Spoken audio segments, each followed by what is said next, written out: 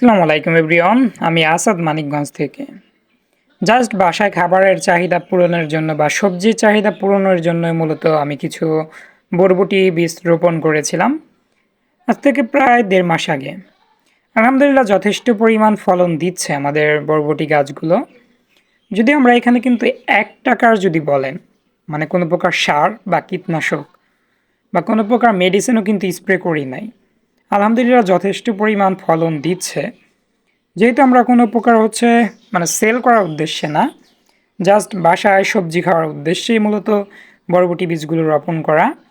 যদি আমরা এখানে কিন্তু স্প্রে করতাম তাহলে কিন্তু এই গাছের যে পাতাগুলো দেখা যাচ্ছে জায়গায় জায়গায় সাদা হয়ে গেছে, এটা কিন্তু কখনোই সাদা হতো না এরকম।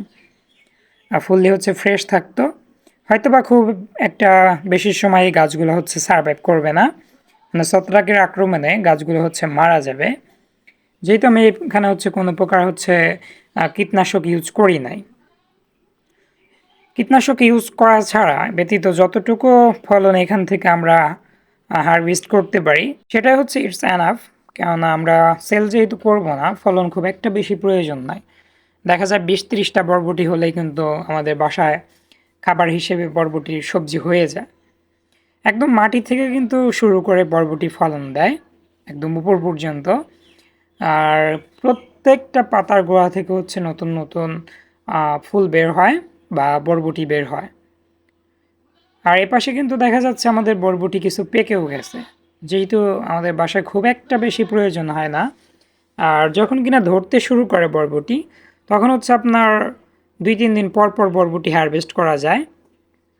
আর প্রতিদিন তো আসলে বাসায় বরবটি সবজি খাওয়া সম্ভব না বা ভাজি খাওয়া সম্ভব না। আর এখানে আমাদের একটা লতিরাজ কচু গাছ। সো অলরেডি লতি চলে আসছে। আমরা হয়তো ২ বারের মতো বড় লতি এই গাছগুলো থেকে নিয়েছি।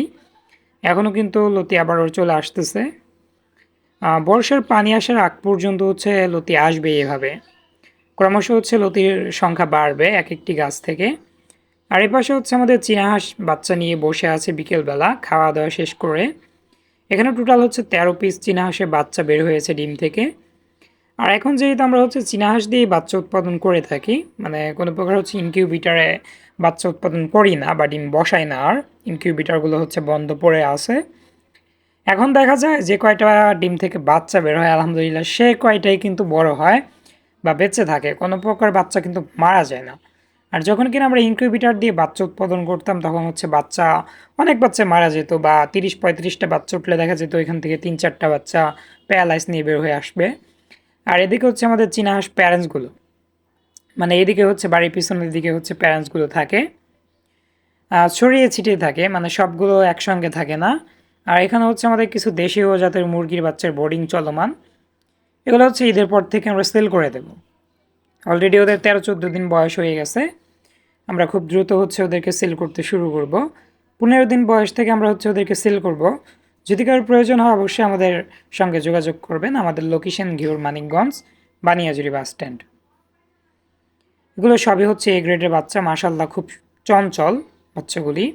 এখান থেকে হয়তো বা কিছু সংখ্যক বাচ্চা আমরা প্যারেন্টস হিসেবে রেখে দেব। ওদেরকে আমরা খাবার হিসেবে দিই খোদ। আপাতত খোদ খাবার হিসেবে দিচ্ছি। যেহেতু এগুলো প্যারেন্টস হিসেবে রেডি হবে, আমরা নিজেরাও প্যারেন্টস না করলেও যে আমাদের থেকে নেবে তারা কিন্তু প্যারেন্টস করবে।